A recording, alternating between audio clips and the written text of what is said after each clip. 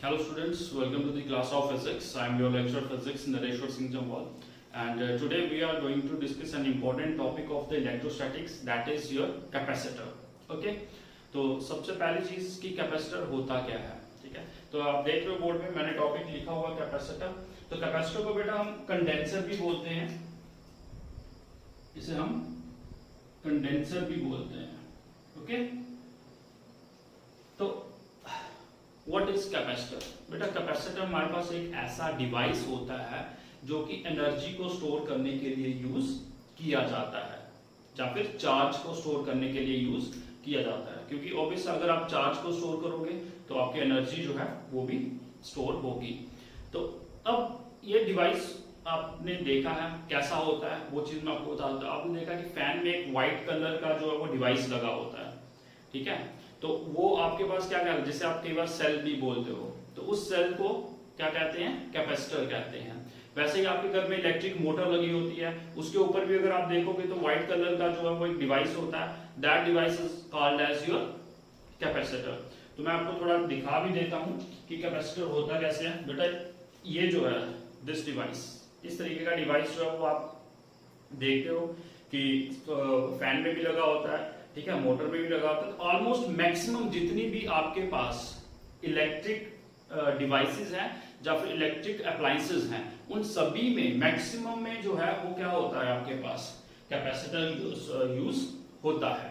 Okay, so how you can define the capacitor? Capacitor is a device, capacitor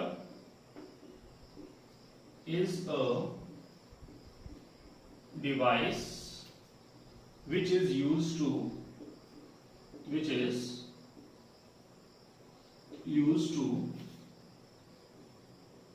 store charge as well as electric energy, या फिर आप simple energy भी कह सकते हो, electric energy.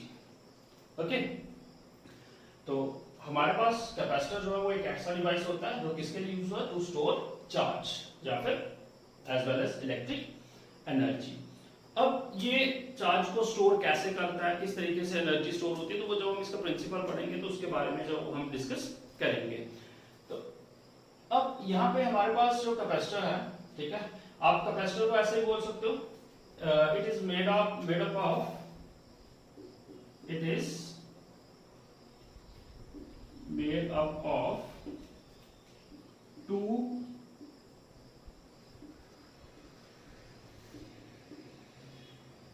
conducting या two conductors लिख सकते हो,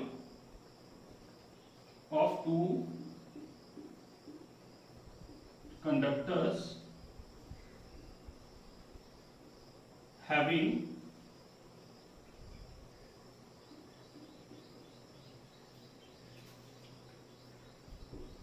equal and opposite charge. Okay, it is made up of two conductors having equal and opposite charge separated by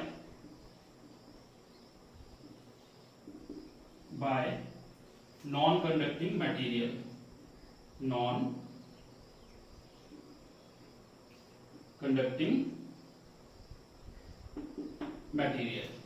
okay, तो अगर कैपेसिटर को देखा जाए तो कैपेसिटर जो है वो किससे बना होता है, ये तो बता दें कि कैपेसिटर यूज किसके लिए होता है, कि टू स्टोर चार्ज और एनर्जी। अब बना कैसे होता है? It is made up of, आप अगर डेफिनेशन ऐसे भी लिखोगे तब भी सही है आपके पास, और अगर इस तरीके से लिखोगे तब भी सही है, ठीक है। So it is made up of two conductors having equal and opposite charges. अगर उसके अंदर दो कंडक्टर्स होते हैं, दोनों के कंडक्टर ऊपर क्या होता है? इक्वल मैग्नीट्यूड का चार्ज होता है, लेकिन अपोजिट होता है। अगर एक के ऊपर पॉजिटिव है तो दूसरे के ऊपर क्या होगा? नेगेटिव चार्ज होता है। And separated by a non conducting material, ठीक है। कोई भी नॉन, दोनों के बीच में अगर सपोज ये दो कंडक्टर है, इस तरीके से होते हैं, एक ये कंडक्टर होगा कोई, ठीक है, और दूसरा कंडक्टर ऐसे होगा, ठीक है, और बीच में जो वो क्या होगा? नॉन कंडक्टिंग मटेरियल जो है वो होगा, नॉन कंडक्टिंग मटेरियल, ठीक है। तो जैसे एयर हो गई, नॉन कंडक्टिंग मटेरियल में क्या आ जाएगा, एयर आ जाएगा, एक के ऊपर कौन सा चार्ज होगा, पॉजिटिव, दूसरे के ऊपर नेगेटिव, ठीक है। तो बीच में नॉन कंडक्टिंग मटेरियल जैसे एयर हो गया, माइका हो गया, वुड हो गया, कुछ भी हो सकता है। तो नॉन कंडक्टिंग मटेरियल जो है वो यूज किया जाता है। तो अब वही चीज जो है वो हम ये इस तरीके से, अब यहाँ से आप देख रहे हो, यहाँ से एक वायर आउट होती है, एक यहाँ से, जैसे ये कैपेसिटर मैंने आपको दिखाया, तो आप देख रहे हो इसमें एक वायर ये है और दूसरी वायर ये, दो वायर्स हैं, ठीक है। तो ये इस तरीके से होती हैं, एक जो है वो एक प्लेट के साथ कनेक्टेड होती है, दूसरी जो है वो दूसरी प्लेट के साथ कनेक्ट होती है। अब ये वर्क कैसे करता है, प्रिंसिपल क्या है, वो आगे हम बात करते हैं, ओके। तो दिस इज योर कैपेसिटर। अब कैपेसिटर का सिंबल जो है उसको मैं बता देता हूं, सिंबल ऑफ कैपेसिटर, ठीक है। कैपेसिटर को जो है वो हम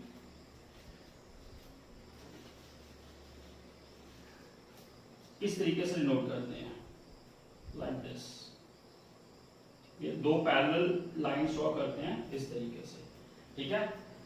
एक चीज याद रखना बेटा, आप जो सेल होता है, जब बैटरी, उसके लिए हम एक ऐसे करते हैं, एक जो है वो लाइन छोटी होती है, एक बड़ी होती है, बट कैपेसिटर के केस में दोनों जो है वो पैरेलल होती है, एक जैसी होती है, ठीक है।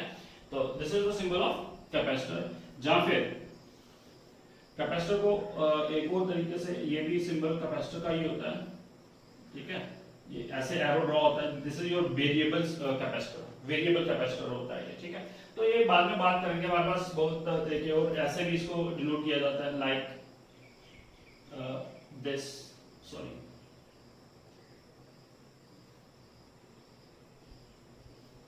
ठीक है, ऐसे भी डिनोट किया जाता है। तो हमारे पास बहुत तरह के जो कैपेसिटर्स हैं वो अवेलेबल हैं। हालांकि कैपेसिटर की जो टाइप्स हैं वो डिपेंड करती हैं उसकी शेप के ऊपर। कैपेसिटर कोई अलग अलग नहीं होते हैं, बस सिर्फ उनकी शेप के ऊपर डिपेंड। अगर कोई सिलेंड्रिकल है तो वो सिलेंड्रिकल कैपेसिटर है, ठीक है। अगर सफेयर है तो सफेरिकल कैपेसिटर है, ठीक है। अगर पैरेलल प्लेट्स हैं, अगर पैरेलल प्लेट कैपेसिटर भी होता है, उसमें दो पैरेलल प्लेट्स हैं वो हम यूज करते हैं। तो सभी जो उनकी जो टाइप्स होती हैं वो शेप के ऊपर डिपेंड करती हैं, ऐसे कोई अलग अलग इसकी टाइप्स जो है वो नहीं है, ठीक है।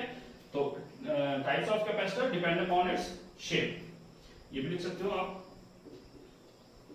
Types of capacitor is sorry, capacitors are depend upon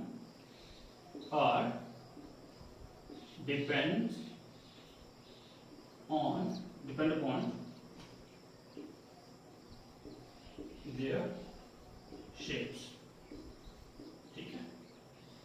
देखिए अगर इस तरीके का होगा, like this, ठीक है, ऐसे करके होगा तो वो सिलेंड्रिकल कैपेसिटर हो जाएगा, ठीक है। अगर कुछ ऐसे होंगे लाइक दिस, सफेयर की तरह, ठीक है, इस तरीके से वो सफेरिकल जो है उसमें आ जाएंगे। कुछ पैरेलल प्लेट होंगे ऐसे करके, ठीक है, वो पैरेलल प्लेट कैपेसिटर कहलाएंगे। तो उनकी शेप के कारण जो उनकी टाइप्स जो है वो बनाई गई है, okay. So this is all about the capacitor.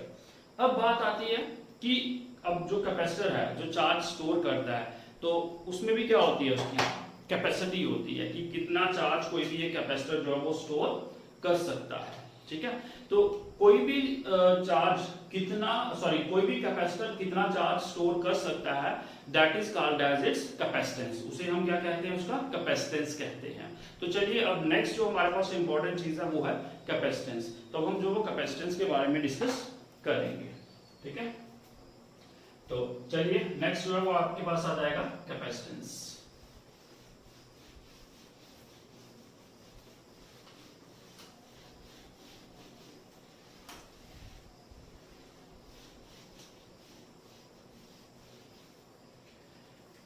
Okay, तो कैपेसिटेंस क्या होता है?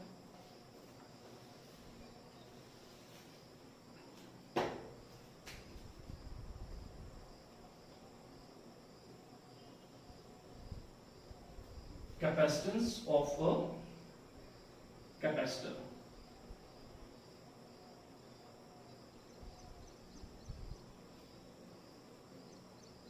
Okay, तो कैपेसिटेंस ऑफ अ कैपेसिटर जो है वो क्या होता है? It is the ability of a capacitor to store charge. जहां it is the capacity of the capacitor to store charge. Okay, तो आप किस तरीके से लिख सकते हो, capacitance of a capacitor it is the ability और कैपेसिटी ऑफ अ कंडक्टर। अब मैं कंडक्टर वर्ड यहां पे क्यों लिख रहा हूं, क्योंकि आप जो कैपेसिटर है उसको हम कंडक्टर भी बोलते हैं, क्योंकि वो किससे बना होता है, टू कंडक्टर से बना होता है, तो हम कंडक्टर वर्ड भी यूज कर सकते हैं। तो it is the ability of a capacity, sorry it is the ability और कैपेसिटी ऑफ अ कंडक्टर, और क्या लिखोगे आप, कैपेसिटर, कुछ भी लिख सकते हो, ठीक है। It is the ability of और capacity of a conductor to store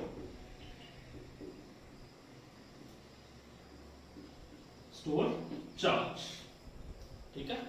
तो किसी भी कैपेसिटर की जो एबिलिटी होती है, जो कैपेसिटी होती है to store a charge, that is called as its capacitance. वो उसका क्या कहलाता है, कैपेसिटेंस कहलाता है, ठीक है। तो अब इसमें एक चीज देखते हैं, जैसे सपोज कोई भी ये कंडक्टर है, अगर ये मेरे पास एक कंडक्टर है, ठीक है, इस कंडक्टर को मैं अगर पॉजिटिव चार्ज प्रोवाइड कर रहा हूं, ठीक है, इसको क्या किए, पॉजिटिव चार्ज प्रोवाइड किया, तो ऑब्वियस है जितना मैं क्या करूंगा, चार्ज प्रोवाइड करूंगा, अगर Q चार्ज इसको टोटल प्रोवाइड किया तो इसका पॉइंट पोटेंशियल जो है वो भी क्या होगा, V।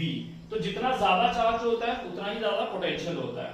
ओके, कैसे, ये चीज आपको पता है, हमने इसके बारे में पढ़ा भी है कि potential of a point charge, तो potential of a point charge का क्या फॉर्मूला होता है, V is equal to 1/4 pi epsilon naught Q upon R, ठीक है। R जो वो क्या होता था, रेडियस ऑफ अ स्फीयर, जो भी हम स्फेरिकल बॉडी लेते हैं। तो बात यह है कि अगर आप देखोगे पोटेंशियल जो है वो डायरेक्टली प्रोपोर्शनल टू चार्ज है ना, V is directly proportional to Q, तो मतलब जितना ज्यादा हम यहाँ पे चार्ज देंगे, ठीक है, उतना ही ज्यादा इसके ऊपर क्या होगा, पोटेंशियल होगा। अगर चार्ज को इंक्रीज कर लेंगे हम, ठीक है, तो आपका पोटेंशियल भी क्या होता जाएगा, इंक्रीज होता जाएगा। तो अब इसको अगर हम कैपेसिटेंस जो है किसी भी कैपेसिटर का वो कैसे मेजर किया जाता है उसके बारे में देखते हैं। तो इसका मतलब यहाँ पे क्या है, आपके पास V is directly proportional to क्या होता है, Q होता है, potential is directly proportional to Q। Okay, और V ऐसे लिखते हैं, चार्ज के ऐसे लिखता हूं, मैं इसको रिवर्स करके लिखता हूं, ऐसे Q is directly proportional to V। okay, so Q is equal to CV। what is C? C is constant of proportionality। C को क्या कहेंगे हम, it is constant of proportionality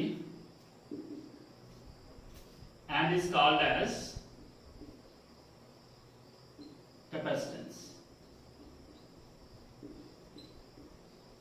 इसे हम क्या कहेंगे, कैपेसिटेंस कहेंगे, इस C को कैपेसिटेंस कहेंगे। तो हम कैपेसिटेंस से निकालें तो कैपेसिटेंस को फिर अगर लिखना हो तो कैसे लिखेंगे, C is equal to Q upon V।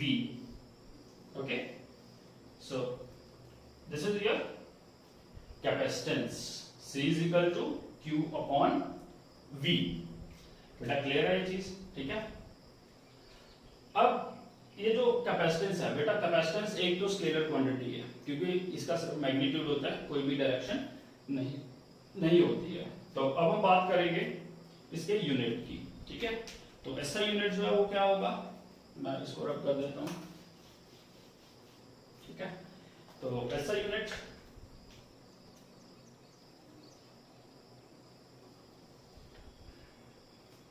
इधर लिख देता हूं, SI यूनिट, ऐसा यूनिट ऑफ कैपेसिटेंस, ठीक है। कैपेसिटेंस का ऐसा यूनिट क्या होता है, फैरेड, FARAD, और फैरेड को कैपिटल F से डिनोट किया जाता है। क्लियर है ये चीज, ओके। तो अब देखिए अब ये जो यूनिट है फेरेड, अगर इसको डिफाइन करना आ जाए कि हाउ यू कैन डिफाइन 1 फेरेड, तो कैसे करोगे? इसका सीजीएस यूनिट जो है वो भी लिख सकते हो। सीजीएस यूनिट वो होता है आपका स्टैट फेरेड, स्टैट फेरेड। ओके, तो चलिए हाउ यू कैन डिफाइन 1 फेरेड। अगर आपने 1 फेरेड को डिफाइन करना है तो किस तरीके से करोगे?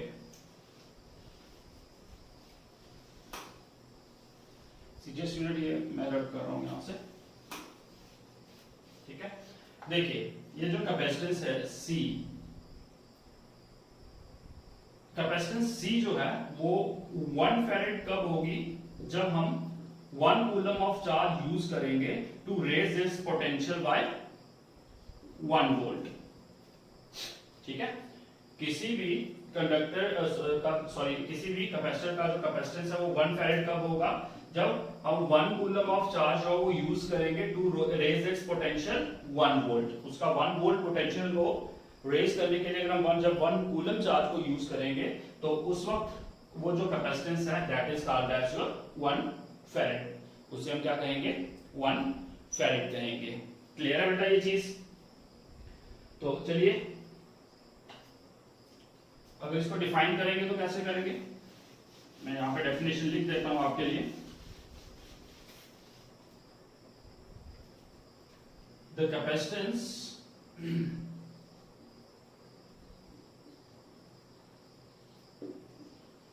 of a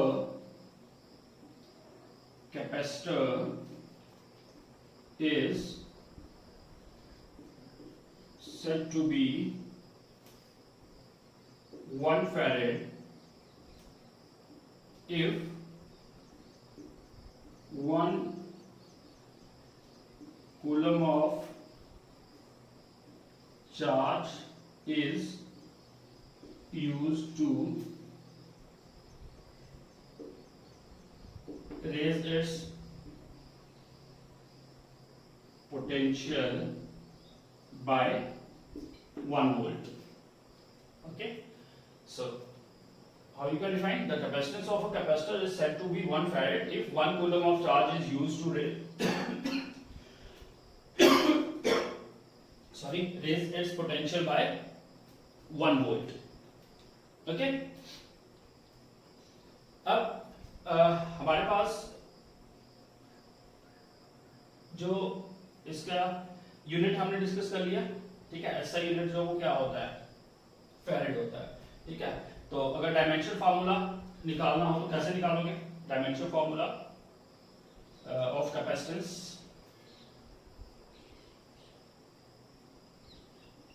डायमेंशनल फॉर्मूला, ठीक है। तो इसको ध्यान से देखिएगा। आपको पता है कि जो पोटेंशियल का फॉर्मूला भी हमने निकाला क्या? C is equal to Q upon V, ठीक है। C is your capacitance, Q is your charge and V is your potential. तो आप जानते हो कि चार्ज का जो फॉर्मूला होता है क्या होता है याद? Q is equal to, sorry मैं इधर लिख देता हूं, चार्ज Q, स्मॉल q लिखता हूं मैं, ठीक है। उधर हमने कैपिटल Q लिया, ठीक है। तो चलो Q ही लेके चलते हैं। यह आ जाएगा Q अपॉन पोटेंशियल का फॉर्मूला क्या होता है? W अपॉन Q नॉट, मतलब टेस्ट चार्ज। ये भी क्या होता है? Q। ये भी Q है, तो ये स्मॉल q ले लो, क्योंकि जरूरी है Q लिया मैंने वहां पे कैपिटल, यहाँ पे हम स्मॉल ही लेते हैं, ठीक है। Q, तो आपके पास ये ऊपर जाएगा तो ये क्या बन जाएगा? Q square upon W। Okay, तो Q स्क्वायर अपॉन W। तो चलिए अब इंप्लीमेंट करेंगे। C is equal to Q, charge का डायमेंशन फॉर्मूला क्या होता है बेटा? What is the dimension formula of charge? That is A T। अगर आपको याद होगा तो स्टार्टिंग में मैंने चार्ज का डायमेंशन फॉर्मूला पढ़ाया था, A T का स्क्वायर, क्योंकि Q का स्क्वायर है, ठीक है। तो आप इसको सिंपली ऐसे भी लिख सकते हो, A square T square, okay, upon work. Work का डायमेंशन फॉर्मूला क्या होता है बेटा? M1 L2 T माइनस 2, यही होता है। तो चलिए अब इसको अगर करेंगे, जैसे m ऊपर जाएगा तो माइनस का 1 हो जाएगा, m माइनस 1, l ऊपर जाएगा तो l माइनस 2, t ऊपर जाएगा तो ये इधर कितना है प्लस का, माइनस का 2 का ऊपर जाके प्लस का 2 हो जाएगा, 2 + 2 4, तो t की पावर 4 और a की पावर, मैं इसको रब कर देता हूँ, वहां पे थोड़ा सा कंजस्टेड हो गया,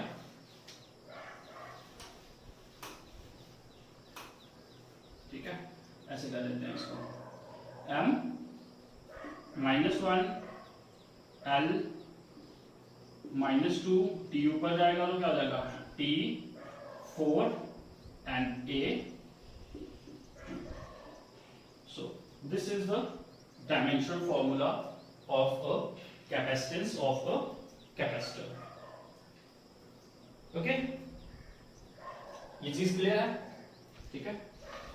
तो चलिए अब थोड़ा सा जो है कैपेसिटेंस ऑफ कैपेसिटर को जो हम डिस्कस कर लेते हैं। तो उसमें अगर कोई एक स्फेरिकल बॉडी हो, अगर हमारे पास एक क्या है, अगर स्फेरिकल बॉडी है तो उसका कैपेसिटेंस क्या होगा, तो उसको कैसे फाइंड आउट कर सकते हैं, उसकी वैल्यू क्या होगी कैपेसिटेंस की, स्फेरिकल बॉडी के कैपेसिटेंस की, तो वो चीज जो हम फाइंड आउट करेंगे। ये हो गया आपके पास, ये डायमेंशन फार्मूला आप नोट डाउन कर सकते हो अपने नोट्स पे।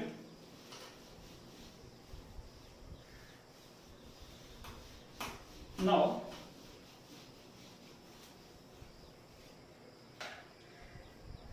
इसको मैं टॉपिक के तौर पे ही लिख रहा हूं, ठीक है। Capacitance of a spherical conductor, spherical conductor, okay. अगर कोई भी हमारे पास क्या है स्फेरिकल कंडक्टर है तो उसका कैपेसिटेंस क्या होगा, ठीक है। तो चलिए अगर सपोज मेरे पास कोई एक स्फीयर है ये, ठीक है, और Q चार्ज जो है वो इसमें है और इसका जो रेडियस है वो कितना है स्मॉल r, ठीक है। एक हमारे पास क्या है स्फीयर है जिसका रेडियस r है और चार्ज जो है वो कितना है Q है, ठीक है। तो अब अगर हम इसको करें, वी नो दैट पोटेंशियल अगर हम निकालें, ऑब्वियसली यहाँ पे चार्ज है तो इसके आउटर सरफेस पे क्या होगा पोटेंशियल होगा कि नहीं होगा। तो अगर पोटेंशियल को निकालें तो वो क्या होता है V = as we know, ऐसे लिख लेते हैं as we know that potential V = क्या होता है 1/4 pi epsilon naught Q/r। बेटा पोटेंशियल का फॉर्मूला यही होता है, ठीक है। अब हमें निकालना क्या है capacitance, as capacitance is given by, capacitance को हम कैसे निकाल रहे हैं, हमें कैपेसिटेंस का फॉर्मूला हमें पता है C = Q/V। वहां पे मैंने कैपिटल Q लिया था, यहाँ पे स्मॉल q है, तो आप कुछ भी ले सकते हो, ठीक है। अगर जो चीज ली, अगर इधर मैं कैपिटल Q लूंगा तो यहाँ पे मेरे को कैपिटल पुट करना पड़ेगा, ठीक है। यहाँ पे स्मॉल है तो यहाँ पे भी स्मॉल लिया, तो ये आ गया C = Q/V। तो V की हमारे पास वैल्यू है तो हम इसे अगर पुट करें तो C = Q upon what is the value of V, this. तो इसको कैसे पुट करेंगे हम, Q upon 4 pi epsilon naught, तो वो ऊपर चला जाएगा 4 pi epsilon naught r, क्योंकि ये क्रॉस मल्टीप्लाई होके ऊपर आ गया, तो ये Q और ये Q क्या हो गया आपका कैंसिल हो गया, और C की वैल्यू कैपेसिटेंस की वैल्यू क्या आ गई 4 pi epsilon naught r, ठीक है। तो अब कहने का मतलब ये है कि अगर आपके पास किसकी वैल्यू है r, अगर कोई भी एक कैपेसिटर है तो उसका अगर रेडियस आपके पास अवेलेबल है, किसी भी कैपेसिटर का रेडियस अगर आपके पास अवेलेबल है तो आप उसके कैपेसिटेंस को फाइंड आउट कर सकते हो, ओके। तो अब यहाँ पे एक चीज और भी है,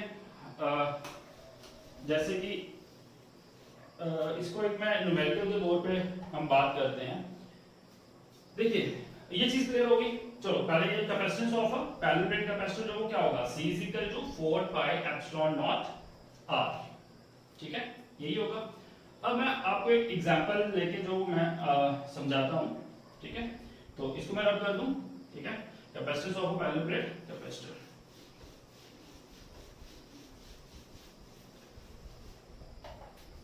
अब देखिए अगर मैं बात करूं कि जो आपका पोटेंशियल है, सॉरी जो कैपेसिटेंस है बेटा, इसकी वैल्यू जैसे अगर मैं सिंपली ले लूं 1 फैरेड, अगर मेरे को 1 फैरेड जो कैपेसिटर है उसकी कैपेसिटेंस जो है वो कितनी होनी चाहिए, कि कैपेसिटर की कैपेसिटेंस 1 फैरेड होनी चाहिए। तो बेटा जो 1 फैरेड है, व्हेन 1 फैरेड जो है ये हमारे पास बहुत ही बड़ा यूनिट है। 1 फैरेड अगर कैपेसिटेंस जो है ना वो बहुत, उसके लिए हमें बहुत बड़ा कैपेसिटर जो है वो रिक्वायर्ड होता है, ठीक है।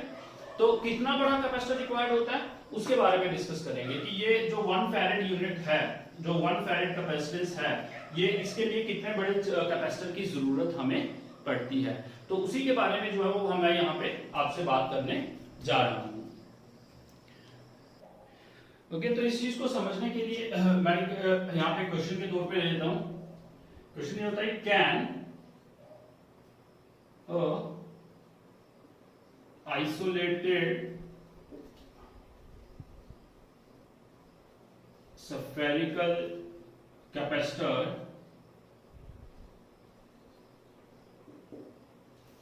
have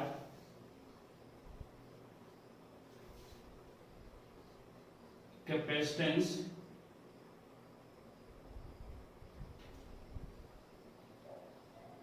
of 1 farad, ठीक है।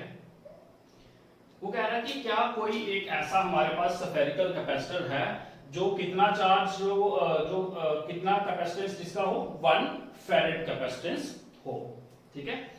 तो चलिए देखते हैं। एज वी नो, हमें पता है कि अगर इसको मैं ऐसे लेता हूं कि जो हमारे पास जो स्फेरिकल कैपेसिटर है उसका कैपेसिटेंस कितना होता है, कैपेसिटेंस ऑफ स्फेरिकल कैपेसिटर अभी निकाला हमने फिर, ठीक है, वो कितना होता है, C is equal to 4 pi epsilon naught R, okay.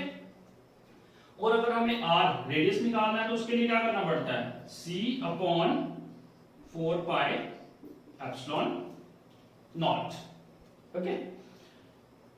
तो अब R ये क्या है, C हमारे पास है कितना, 1 फैरेड, हम ले रहे हैं ना कि कितना चाहिए capacitance 1 farad upon 1 upon 4 pi epsilon not की वैल्यू क्या होती है बेटा, 1 अपॉन 4 पाई एप्सिलॉन नॉट की वैल्यू क्या होती है, 9 into 10 raised to power 9, यही होती है। अगर आपको याद होगा तो 1 अपॉन 4 पाई एप्सिलॉन नॉट को हम क्या इसकी वैल्यू लिखते थे 9 into 10 raised to power 9, तो वही वैल्यू यहाँ पे पुट करी। तो रेडियस कितना 9 into 10 raised to power 9, तो किसी भी कैपेसिटर का कितना रेडियस होगा, अगर 9 into 10 raised to power 9 metre अगर रेडियस होगा उसका, तो उसमें हम 1 फैरेड जो कैपेसिटेंस है उसको वो उसकी कैपेसिटी जो है वो कितनी होगी, 1 फैरेड होगी। लेकिन चलिए अब ये R बहुत बड़ा लग रहा है, तो हम क्या करते हैं, इसको कंपेयर करते हैं। किसके साथ कंपेयर कर लेते हैं, हम कंपेयर करते हैं इसको अर्थ के साथ, कि हम मान लेते हैं कि अर्थ जो है वो पूरा एक स्फीयर है, ठीक है। तो उसके साथ जो वो कंपेयर करते हैं, तो आपको पता है ये रेडियस आ गया उस कैपेसिटर का जिसकी कैपेसिटेंस कितनी है 1 फैरेड, और हम एक रेडियस ले लेते हैं किसका, अर्थ का, रेडियस ऑफ अर्थ, इसका कितना होता है 6.4 into 10 raised to power 6 metre, बेटा यही होता है। तो अगर हम रेडियस ऑफ अर्थ को मैं कैपिटल R से डिनोट कर लेता हूं, कैपिटल R, ठीक है।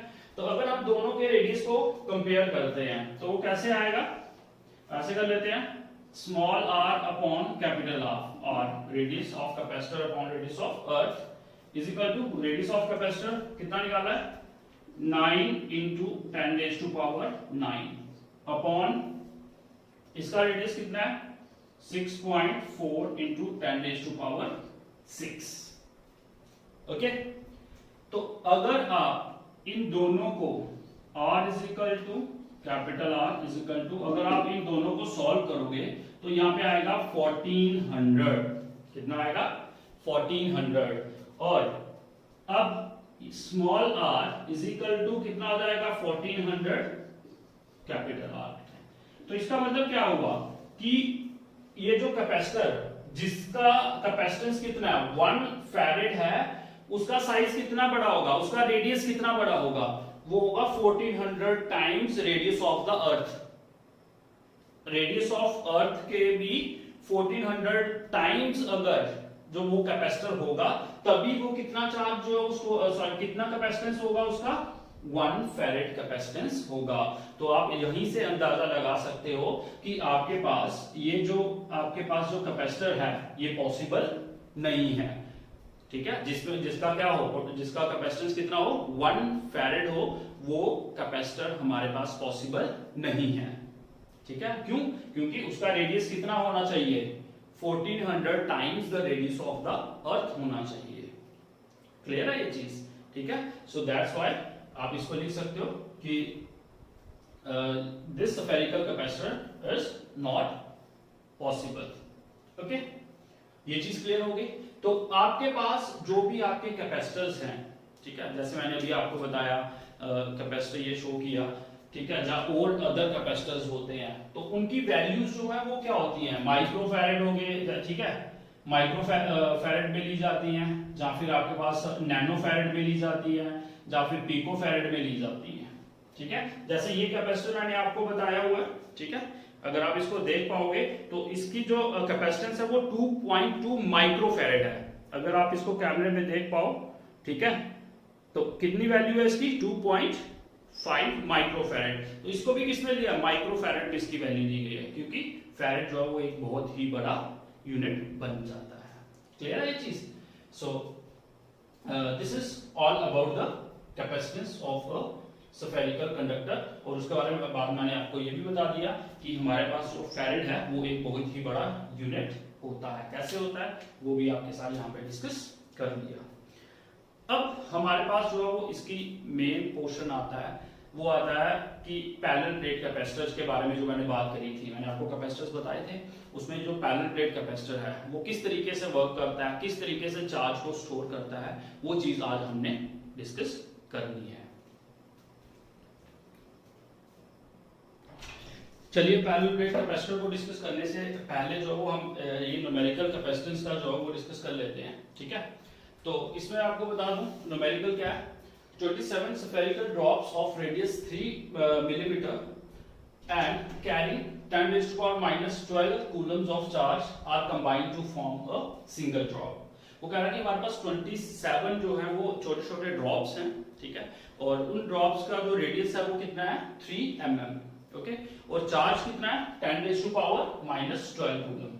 और जब उन 27 जो ड्रॉप्स हैं उनको कंबाइन करके हमने एक सिंगल ड्रॉप बना लिया, ठीक है, और वो जो सिंगल ड्रॉप बनाया हमने उस सिंगल ड्रॉप का कैपेसिटेंस और पोटेंशियल जो है वो क्या करना है, फाइंड आउट करना है। क्लियर है ये चीज? तो चलिए इसको कैसे करेंगे हम, तो इसमें देख लेते हैं। देखिए, सबसे पहले हम लेट कर लेते हैं कि स्मॉल r लेट करते हैं, लेट स्मॉल r जो है वो क्या है, रेडियस ऑफ स्मॉल ड्रॉप, ठीक है, और कैपिटल R जो है वो किसका रेडियस है, रेडियस ऑफ बिगर ड्रॉप, जो बड़ा ड्रॉप कंबाइन होके बना है, ठीक है, उसका रेडियस। ठीक है, तो अब देखिए कैपेसिटेंस निकालना है, ठीक है, तो कैपेसिटेंस के लिए हमें बिगर ड्रॉप का क्या चाहिए, क्योंकि बिगर ड्रॉप का ही हमने कैपेसिटेंस निकालना है और उसी का क्या निकालना है, पोटेंशियल निकालना है। तो अगर कैपेसिटेंस निकालना है तो कैपेसिटेंस के लिए हमें क्या चाहिए, रेडियस चाहिए। ठीक है, तो आपको पता है कि हमारे पास जो फॉर्मूला होता है वो क्या होता है, एज वी नो दैट जो स्फेरिकल कैपेसिटर है उसका कैपेसिटेंस का हमने निकाला था क्या, C is equal to 4 pi epsilon naught R, यही निकाला था। तो आर हमें जो वो रिक्वायर्ड है किसका, इधर कैपिटल आर आएगा, क्योंकि कैपेसिटेंस किसका निकाल रहे हैं हमने निकालना है बिगर उसका कैपेसिटेंस का, ठीक है। तो बिगर कैपेसिटेंस के रेडियस के लिए हमें क्या करना पड़ेगा, देखिए अगर ऐसे करें कि जो वॉल्यूम है दोनों का वॉल्यूम, देखिए जो बिगर ड्रॉप का वॉल्यूम होगा that is equal to the volume of 27 जो स्मॉल ड्रॉप्स होंगे उसके बराबर होगा। जो 27 ड्रॉप्स हैं उनका कंबाइन, पूरे का जो कंबाइन करके जो वॉल्यूम होगा that is equal to the volume of the bigger drop. तो हमारे पास हम इसको ऐसे लिख सकते हैं सफेयर का वॉल्यूम 4/3, मैं इधर ऐसे लिख देता हूं सो दैट आपको समझ आ जाए, volume of bigger drop is equal to volume of 27 small drops, ठीक है ना। तो चलिए अब पुट करेंगे वैल्यू को, volume of bigger drop 4/3 pi R cube, क्योंकि बिगर ड्रॉप का रेडियस कैपिटल आ रहा है तो R cube, which is equal to small का क्या होगा 27 टाइम्स 4/3 पाई आर क्यूब, यही होगा। इसका वॉल्यूम जो 27 स्मॉल ड्रॉप्स का volume 27 into 4/3 pi R cube. तो देखिए 4/3 कैंसिल, पाई और पाई कैंसिल, तो आपके पास आया R cube is equal to 27 small R cube. तो क्यूब को इधर करेंगे, क्यूब रूट हो जाएगा, आर इज इक्वल टू 7 का क्यूब कितना होता है 3, और ये आर इसके साथ कैंसिल और ये आ जाएगा स्मॉल आर, ये आया। तो वैल्यू निकाल सकते हैं क्योंकि स्मॉल आर की वैल्यू उसने हमें दी है रेडियस की, कितनी है 3 mm, ओके। तो ये आ जाएगा r is equal to 3 into 3, okay. तो 3 इंटू 3 mm में है, mm को हमने किस में कन्वर्ट करना है, मीटर में कन्वर्ट करना है, तो ये कितना बन जाएगा इंटू 10⁻⁻3। अब ये मीटर में कन्वर्ट हो गया, ठीक है। तो ये आपके पास आ जाएगा कैपिटल आर कितना आया radius 9 into 10⁻⁻3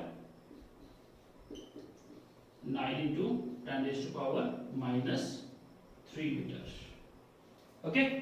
so this is the radius of bigger drop. तो रेडियस आ गया, अब हम कैपेसिटेंस को निकाल सकते हैं बेटा, रेडियस आया तो कैपेसिटेंस को निकाल सकते हैं ना। ये कैपेसिटेंस का फॉर्मूला C = 4πε0 R, ओके। तो चलिए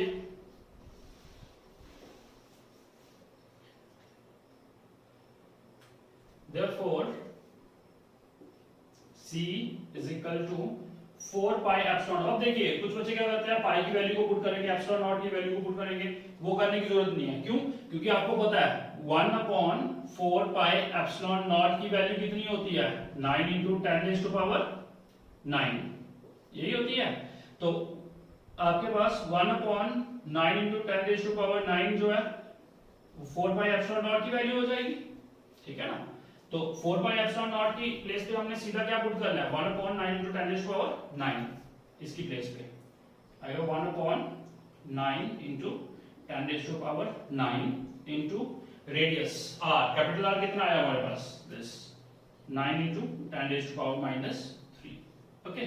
9 और 9 क्या हो गया कैंसिल, ये ऊपर जाएगा 9 तो माइनस का 9 हो जाएगा, 9 माइनस और माइनस प्लस 9 और 3 12, तो कैपेसिटेंस कितना आया 10⁻⁻12 फैरेड, ठीक है। This is the capacitance of bigger drop. अब कैपेसिटेंस निकल गया, अब हमें क्या निकालना है पोटेंशियल निकालना है। तो चलिए अब हम क्या करेंगे पोटेंशियल की वैल्यू को पुट करेंगे। तो पोटेंशियल के लिए हमें क्या चाहिए चार्ज, ठीक है ना। अब देखिए एज पोटेंशियल V = Q/C, यही होता है। कैपेसिटेंस तो हमने बिगर ड्रॉप की, पोटेंशियल किसका निकाल रहे हैं, बिगर ड्रॉप का, तो V is equal to Q upon C। C हमारे पास है, लेकिन Q चार्ज जो है वो नहीं है, क्योंकि ये जो चार्ज दिया गया है ना, ये बेटा एक किसका दिया गया है, एक ड्रॉप का, एक स्मॉल ड्रॉप का चार्ज दिया गया है। तो हम क्या करेंगे, इसको मल्टीप्लाई कर देंगे विद 27, क्योंकि 27 ड्रॉप्स हैं, तो 27 इंटू 10⁻⁻12 करेंगे तो वो किसका चार्ज आ जाएगा, चार्ज ऑफ बिगर ड्रॉप। तो यहाँ पे हम इसकी वैल्यू को पुट करेंगे, ये आ जाएगा 27 इंटू 10⁻⁻12 कूलम, ठीक है, क्योंकि एक ड्रॉप, स्मॉल ड्रॉप का चार्ज कितना, 10⁻⁻12 कूलम, तो 27 का कितना होगा, 27 इंटू 10⁻⁻12 कूलम अपॉन कैपेसिटेंस कितना आया बेटा, 10⁻⁻12, तो ये 12 और ये 10⁻⁻12 कैंसिल हो गया, और पोटेंशियल जो है वो आपके पास कितना आ गया, 27 वोल्ट।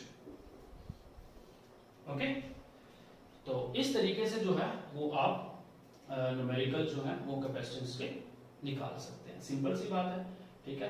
तो इसमें हमने कुछ नहीं किया, हमने सिर्फ क्या किया, जो कैपेसिटेंस और पोटेंशियल निकालना था बिगर ड्रॉप का, तो बिगर ड्रॉप के लिए हमें कैपेसिटेंस को निकालने के लिए सबसे पहले हमें क्या चाहिए था, रेडियस। कोई भी अगर स्फेरिकल आपके पास कैपेसिटर है या कंडक्टर है, उसके लिए आपको रेडियस रिक्वायर्ड होता है, तो हमने रेडियस निकाल लिया कंपेयर करके, तो कैपेसिटेंस निकल गया, और पोटेंशियल के लिए हमें चार्ज चाहिए था, पोटेंशियल कैपेसिटेंस तो निकाल दिया था, चार्ज को निकालना था, तो चार्ज जो है वो क्या हो जाएगा, एक स्मॉल का जो चार्ज था वो था 10⁻⁻12, और 27 का तो चार्ज कितना हो जा रहा था, मल्टीप्लाई करना था विद 27, तो वैल्यूज पुट करके हमारे पास आंसर क्या आ गया, V is equal to 27 volt. Okay, so this is all about the capacitor and capacitance. Now in next lecture we will discuss the parallel plate capacitors. Okay, thank you.